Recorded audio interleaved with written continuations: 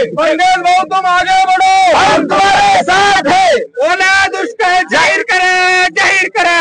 ओला दुष्काळ जाहीर करा, जाहीर करा। ओला दुष्काळ जाहीर करा, जाहीर करा। नाही तर खुर्च्या खाली करा, खाली करा। ओला दुष्काळ जाहीर करा, जाहीर करा। नाही तर खुर्च्या खाली करा, खाली करा। अरे या दळभद्री सरकारचं करायचं काय? खाली मुंडकं हो बाय। दळभद्री सरकारचं करायचं काय? खाली मुंडकं हो बाय।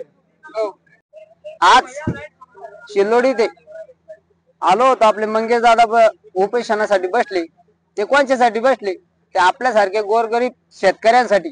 ते कुठल्या आशयासाठी नाही बसले किंवा कुठल्या समाजासाठी नाही बसले, ते प्रत्येक समाजातील त्या घटकासाठी बसले की जे गोरगरीब शेतकरी आहे त्यांच्या न्याय हक्कासाठी ते उपोषणासाठी बसले।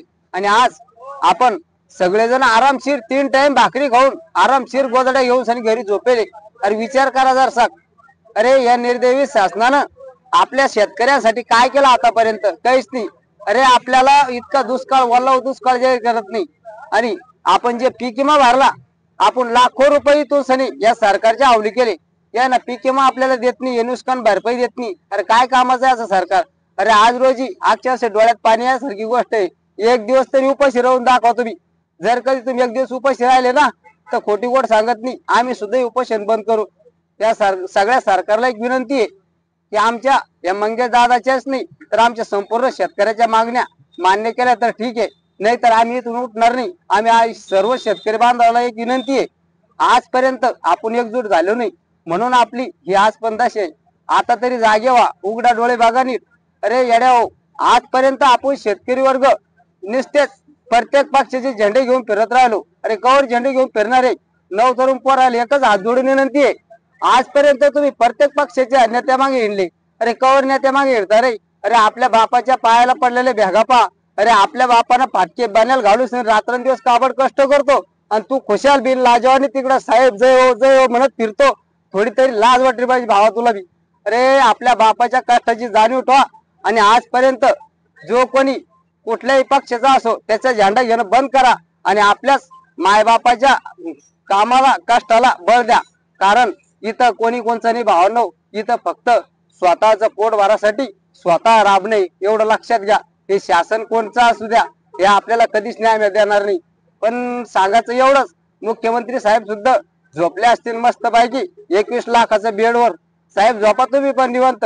पण एक गोष्ट सांगतो, ज्या वेळेस आमचा शेतकरी एकजूट होईल ना त्यावेळेस तुम्हाला पळती कमी होईल। तुम्हाला वाटत असेल आता हे काही करू शकत नाही, पण ज्या दिवशी आमचे रूम निघतील ना साहेब वखराचे, त्यावेळेस तुम्हाला पण कळन आणि बंद्या सरकारमध्ये बसलेल्या त्या प्रत्येकाला कळन। एवढी गोष्ट लक्षात ठेवा। आणि एवढी जाणताही तू उभी आहे साहेब की कशासाठी? ही न्याय हक्कासाठी। आता तुम्हाला वाटत असेल याच्या पाठीमाग कोण नाही, असं समजू नका, तुमचा भरम आहे।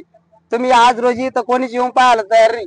कोण आहे ते काल परवा येडू पाहायला मुख्यमंत्री साहेबाला बोलायचं म्हणलं तर ते साहेब बोलू शकत नाही। साहेब तुम्ही कोणाला बोलणार आहे? गोरगरीब जनतेनं तुम्हाला निवडून दिलं। अरे तुमच्यासाठी आम्ही इलेक्शन चक्ती तुम्हाला मतदान केलं, कशासाठी केलं? ते फक्त आमच्या शेतकऱ्यांनी की नको आपल्याला कुठेतरी न्याय मिळेल आणि आपल्या पिकाला योग्य भाव मिळेल। कशाचा न्याय कशाचा काय? सगळे भ्रष्टाचारी तुम्ही। तुम्हाला सगळे लाखो करोड रुपये लुबाडून खाणारे नेते तुम्ही तुमच्या सरकारमध्ये बसून ठेवले। अरे आनंद आहे सभी काळा पैसा बाहेर आणि ज्यांना गोरगरीब जनतेला कुठं ठुता एवढं आणि कुठं सासवता एवढं। अरे मेल्यानंतर तुम्ही तरी माड्यावर बांधून नेणार आहे का? याचा तरी विचार करा। आणि आज रोजी सांगायचं एवढं सगळ्या शेतकऱ्यांना की इथून पुढं एकजूट व्हा, नाही तर कोटी कोटी तुम्हाला अंगात घालायला कपडे सुद्धा राहणार नाही। एवढी गोष्ट लक्षात ठेवा। जय जवान जय किसान, जय जवान जय किसान।